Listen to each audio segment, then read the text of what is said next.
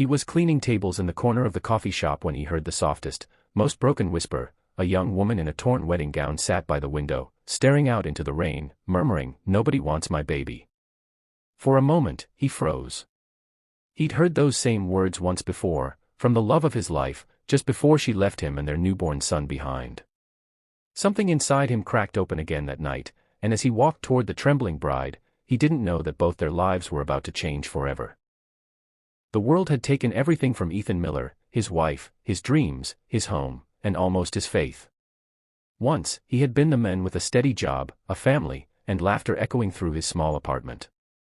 But when his wife, Claire, died in childbirth, leaving him with an infant son, the walls of his world caved in. For 2 years, Ethan struggled to keep afloat.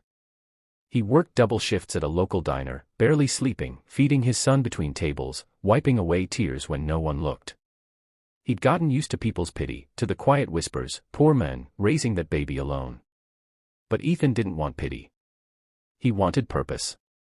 And his son, Liam, gave him that. Every giggle, every tiny hand reaching for him reminded Ethan that love wasn't gone, it had just changed shape.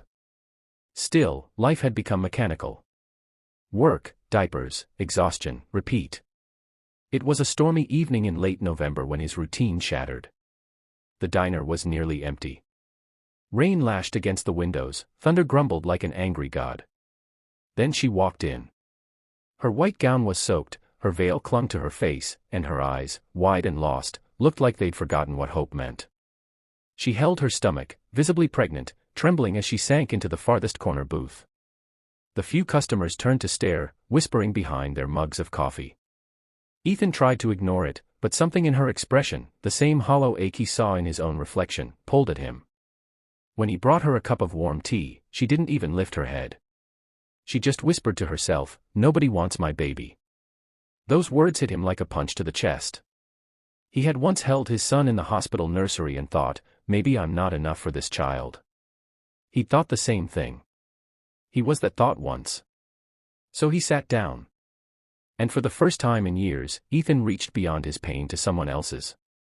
He didn't know her story yet, but he could tell, she was running from something, maybe someone. When the clock struck midnight and the storm refused to stop, the diner lights flickered. Ethan found her still there, hands shaking as she stared at the untouched tea.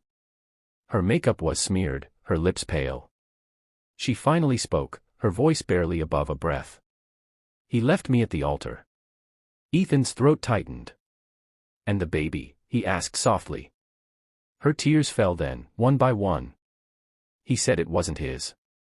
The words hung between them like broken glass. Ethan didn't try to offer clichés.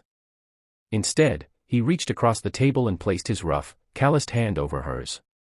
For a moment, the world stilled, the rain, the noise, the ache. Two souls who had been abandoned by love sat together in silence, bound by something stronger than pity. They didn't know it yet, but that night was the beginning of healing, for both of them. Her name was Grace. She was 26, once full of dreams and laughter. Her fiancé, Mark, had promised her forever, but forever ended the moment she told him she was pregnant. He accused her, humiliated her in front of everyone, and when she ran straight into the storm. For days after that night, Grace returned to the diner every evening, drawn to Ethan's quiet strength. He never asked for details, never judged. Sometimes they talked about small things, music, the weather, how his son loved pancakes. Other times they said nothing at all. Silence had become their language of safety. Ethan would sometimes bring little Liam with him during day shifts. Grace would smile faintly watching the baby giggle and wave his tiny arms. She'd whisper to him when Ethan wasn't looking, "You're lucky. You've got a daddy who stayed." But beneath her fragile smile, Grace carried deep fear. What if her baby grew up unwanted, unloved? What if she couldn't do it alone? One night, when she confessed she had nowhere to stay, Ethan didn't hesitate.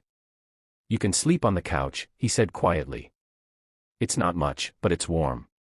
She cried that night, not because she was weak, but because someone finally cared. Weeks turned into months. Grace helped Ethan with Liam, while Ethan helped Grace go to her doctor appointments. They cooked cheap meals together, laughed sometimes, cried often. Slowly, they became something neither of them had expected, a family in pieces, fitting themselves back together. But the world doesn't stop testing broken people. When Mark showed up one evening at Ethan's apartment, demanding to see Grace, everything nearly fell apart. He shouted, accused, called her names. Ethan stood his ground, fists trembling. Grace, terrified but stronger now, faced him. "You didn't want this baby," she said, voice steady. "You don't get to want me now." Mark left in a storm of rage. But Grace didn't break. Ethan watched her walk back inside, head high, tears shining, but this time, they were tears of release. A few months later, Grace gave birth to a baby girl, a tiny, perfect soul with her mother's eyes.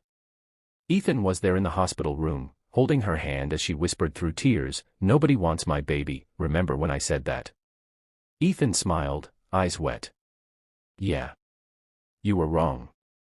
She laughed softly. "I know." He reached for the baby and cradled her gently beside Liam. "We want her," he said. "All of us." And that night, something unspoken bloomed between them, not romance yet, but something purer. Two wounded hearts had built a home from the ruins of their pain. Months later, Grace watched Ethan teach Liam to walk in the park while her baby girl slept in her arms. She finally understood, sometimes family isn't who you start with, it's who stays when the world walks away. As the sun dipped below the trees, Ethan sat beside her. Their hands brushed, fingers intertwining naturally. No promises, no pressure, just quiet understanding.